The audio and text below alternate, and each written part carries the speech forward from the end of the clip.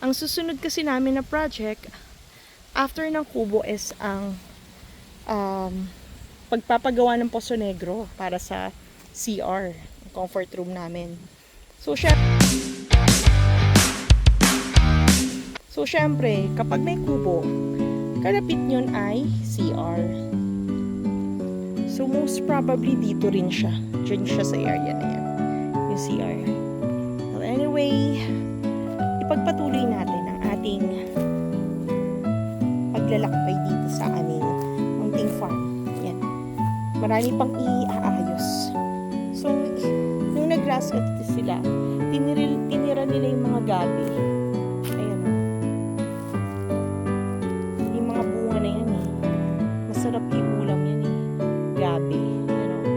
Diba? So, pag lumaki pa yan, ito malaki-laki na siguro yung laman nitong gabi na to. So, meron kaming bread trio, yung rimas tree. Yung sa kabilang may bunga eh. Medyo malabo man. Hindi ko naman nakita masyado. Tapos sa kabila may santol dyan. Pero sa kabila mabolo ata meron dito eh. Maraming bunga to. Ito may tatay. Anyway, let's continue. So yun yung hangganan. Doon. Tapos here tayo. Ito, meron ding mga buko, coconut. So most probably, dyan, may CR pa dyan. Tapos dito actually, ang plan is another bahay eh. Dito, dyan sa area na yan. Dyan banda, somewhere there. Ito yung mga diligpitin pa namin. May mga gamit pa ako dyan para sa gardening. Okay, and then, lakad pa tayo. Okay, here. Work here. May herbs oh. Laan nyo kung ano yan. Ito ay dill. Yan. Laki na niya. Tinanim ko nung nakaraan. Tapos yun may oregano. Nabuhay kaya? Oh, I think may konti pang mint. Hindi umulan ng medyo tuyo na yung lupa dito. So, inisip namin magpagawa ng poso. Diyan din lang. Ay, may bunga din doon ng buko. Another spotted buko. Coconut pa spotted. Ayun. Tapos dito may mga saging din. Ayan. Yan, yung puno dyan ay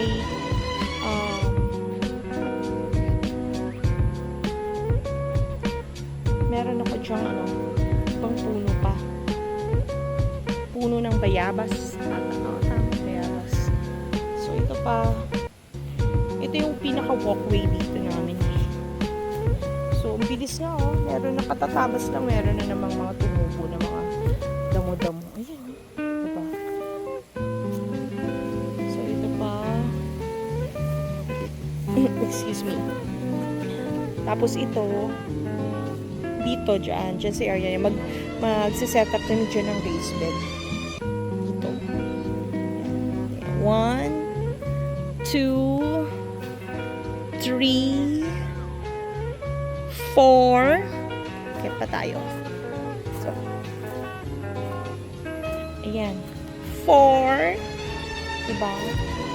4 ng raised beds na. So, ito yung papaya ko. Yung tinanim ko. Papaya to eh. May ng water. So, ibig sabihin, umulan siya. May natira pa na parang water siya. Mapatak-patak. Drizzle. And then, yeah, so meron pa akong isa-set up na isang raised bed dyan. Ilan na? Again, 1, 2, 3, 4, 5, 6. Kasi iiwasan namin yung mga may puno. Kasi we love nature. Ayaw namin magputol ng puno. So, iiwasan namin yung pagputol ng puno. Ang ganda tingnan kapag nalinis na. Tapos dito pa another raised bed. Mga siguro, 4 na race o 3 race bed. Hindi kasi ganun kadali mag-setup ng race bed. Ta-da-dan! And you can see the saging in the tree. O, diba may saging? Anong saging yan? Senyorita, you're so senyorita. Okay. Tapos, ano pa ba?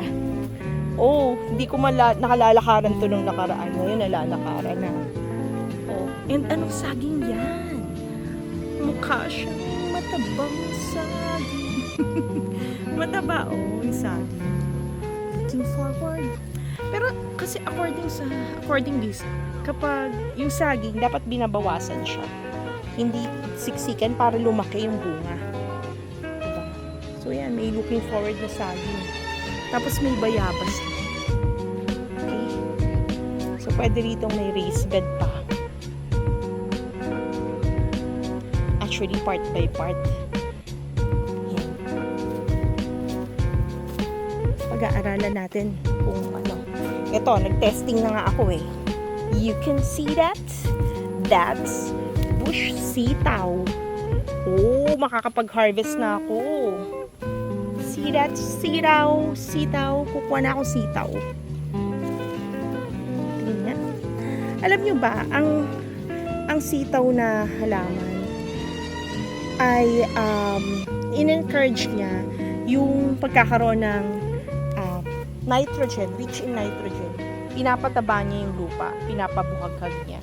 Kaya kapag mag-start ka ng tanim, so, ang una mong itatanim either munggo or sitaw. Yan, yung according din sa agriculture. Yeah, agricultural studies. Yeah. Kasi mataas sa nitrogen and encourage niya. And isa pa sa mga gusto kong itanim, yung kadyos. Kung alam niyo yung kadyos, di ba? Sinahalo yun sa KBL, ganyan. Kadyos, baboy langka. Sa Bisaya ata yun yung KBL. Pero yun, magtatanim ako ng kadyos somewhere here. Kasi maganda siya in-encourage niya yung pagkakaroon ng nitrogen, source of nitrogen. Ito nga, yung mga sitaw. Ito, i-harvest ko na to. Itong mga itim-itim, aalisin ko lang yan. Madami na. So, mag-harvest na ako. Alright. Marami akong i-harvest. Kaya lang wala akong dalang water. Paano ko kukugasan? Eto, alam mo ba meron yung may tinanim ako dyan na spring onions. Yung mga sitaw, kahit, actually ito, wala talagang nagdidilig nito. Tinanim ko to siguro mag-iisang buwan na rin. Nagtanim ako rito mag-iisang buwan na. And look at that, diba? Mataba. Ibig sabihin mataba talaga yung lupa. Yung marami akong makukuha. You see that? Kukuha akong plastic mamaya. I-harvest natin sila. Okay. Excuse me. And next one. Ito naman ay hulaan nyo kung ano yan. Kalabasa. Ayan, may bulaklak na. Ay, naalis kami yung bulaklak niya. Naalis ang kanyang bulaklak. Meron kayang tutuloy na bunga ng kalabasa? It's for us to find out in the next video. Ayan. Pero hopefully, merong maraming mga mga bulaklak. Ayan marami siya. So, kasi yung kalabasa, kailangan talaga makapagpapamunga ako ng kalabasa dahil malakas kami sa kalabasa para sa mga pusa namin na kumakain ng kalabasa. Ayan. So, i-harvest na nga natin itong sitaw. Ayun lang yung kubo namin, Ayan, So, pwede na ako maglakad dito diretso. Clearing na doon. May mga lilinis-linisin. Kuha ako ng plastic. Yun yung kubo. Bahay kubo, kahit munti, ang halaman doon ay sari-sari, singkamas at talong, sigarilyas at mani, sitaw, bataw, patani. You see, nalakaran ko na to kanina, hindi ko napansin. Meron pa pala ritong saging. Ayan no. Eh ano pa? Ayan pa, may saging pa dyan. Oh! Yes, so dobling daw lang. May saging pa pala dyan. And dito may buko pa. Ayan, so kukuha na ako ng plastic para makapag-harvest na ako.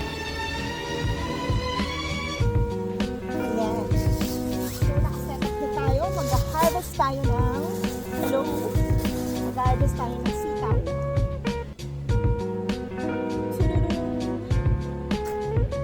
One, kasi may mga itim-itim eh. Harvest tayo. Two sitaw.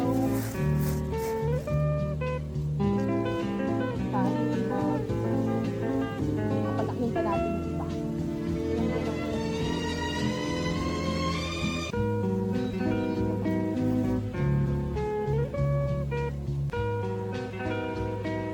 Harvest tayo. Mga sitaw.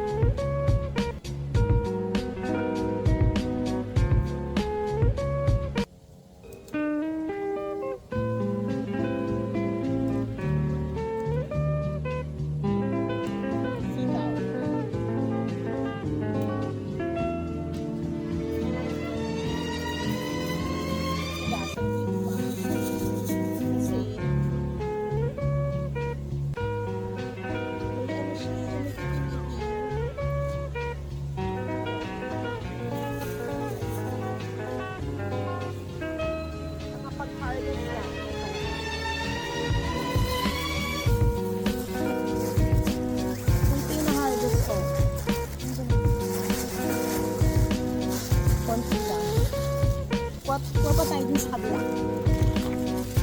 Okay. Saan pa ba yun? Ito pala. Marami dito. Yan. Kita nyo yun? Sitaw here. Sitaw here. Tapos tayo. Sitaw. Sitaw. Makuha tayo ng sitaw. Sitaw.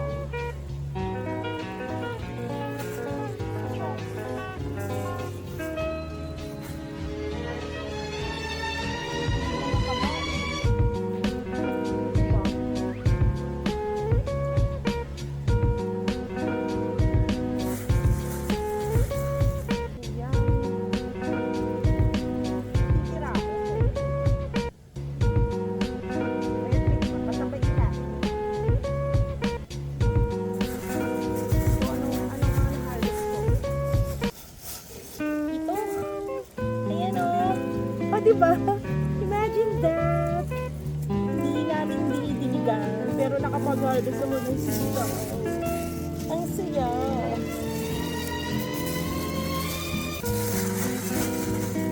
Buhay probinsya. Ang saya, diba? Nakapag-harvest ako. Tapos sa susunod, mga saging naman, coconut. Sa ngayon, yun muna. Masaya, di ba? Saya ng farming. Babalik na ako doon sa aming bahay kubo. payak lang na pumumuhay. Thank you for watching. Stay tuned for more.